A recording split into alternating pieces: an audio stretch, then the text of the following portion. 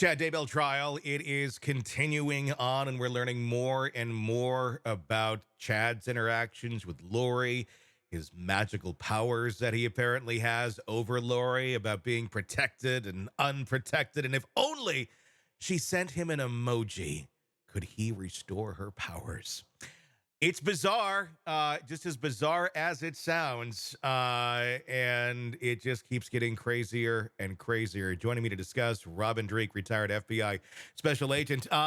Yes, emojis to restore power.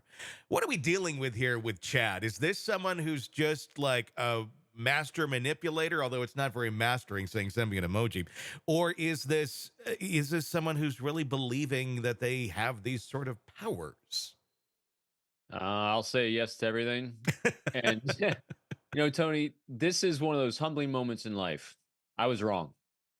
I thought that, Lori was the big manipulator in this one, and she's a charismatic cult leader. And then I saw this text string from him, and I'm like, oh no, Hmm. he's into it too. This is a 50-50 crazy partnership here. And as soon as I read that text string that he said and trying to manipulate her, I'm like, that defense that I hypothesized they were Hmm. gonna try to do with throwing her under the bus and him being this kind of mope and dope along the way, that totally undermined the entire thing.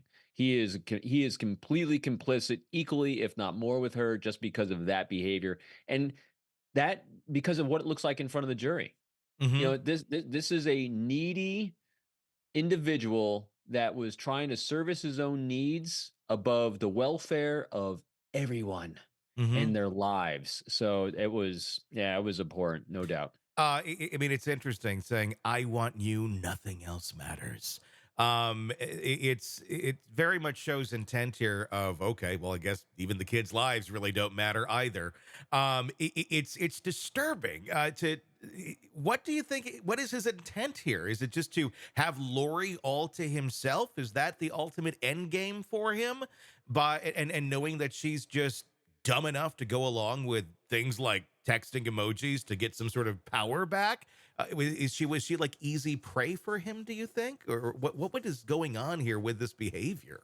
Yeah, I really, like we've been saying, I think that they were easy prey for each other. Hmm. He didn't have the ability to do anything except come up with crazy, kooky ideas. Hmm. There's my scientific technical terms of, and the books he put out that were garbage, and he couldn't provide for himself. And so then along comes her, who's a master manipulator herself, who has a string of deaths following her and weird, off-putting behavior, who's also extremely insecure and needy, and both of them apparently have this high level of psychopathy. Again, I'm not a licensed clinician, so Hmm. I can't, didn't administer the test, but they both seem highly emotionally unavailable for anyone else but themselves.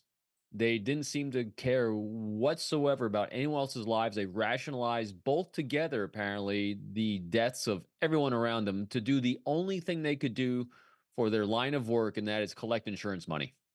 Yeah, I mean that is true. That's what their goal seemed to ultimately be, was to get that money and just run off and be together with no thought to what the consequences to their actions could possibly be. If you're investigating this before you know everything about Chad and Lori Daybell, but you're getting text messages, you're hearing some of these conversations. No arrests have been made because it did take quite some time for them to get arrested. While their children were missing, and you start to see this sort of behavior in someone.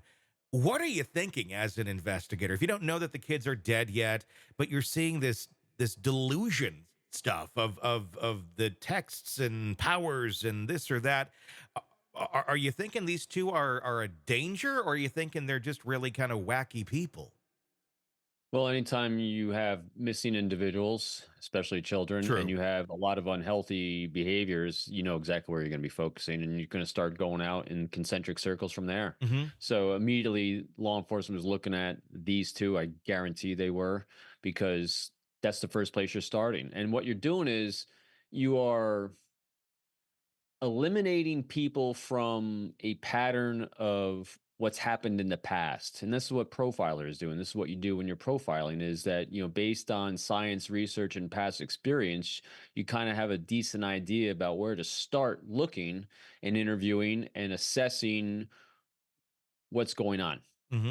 And what you're doing is you're eliminating the standard types of characters, if possible, from that circle. And you're diving deep on some of these individuals, background, social media, everything you possibly can to see if it fits that pattern. And these two fit the pattern. I mean, it's and you and I have covered this before in other cases. If we have children involved and there's a murder and there's a custody battle, you know exactly where to look. 99.9% of the time, you're looking at the other person on the other side and the family members of the people on the other side because most of the time, if there's a child custody battle going on, it's the other side Hmm. that is involved in some way with the disappearance or the murder or whatever it's going on. And same thing here in this situation. You have two children that all of a sudden go missing.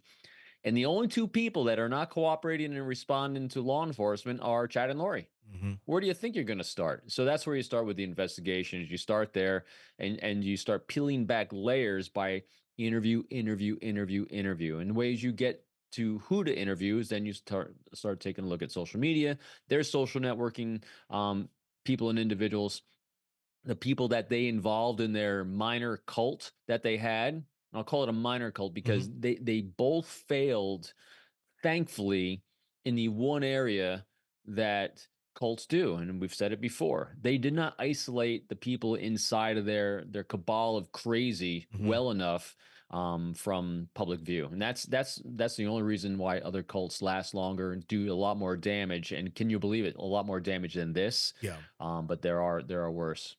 Hey, thanks for checking out the video. Be sure to follow us wherever you download podcasts, and especially Apple Podcasts, where you can get advanced episode and premium content on our premium channel right there. Also, be sure to follow us on social media so you don't miss any breaking updates on the stories that matter to you most. We're on TikTok, X, Instagram, Facebook. Just search Hidden Killers Podcast with Tony Brueski, and you'll find us right there. Again, thanks for watching.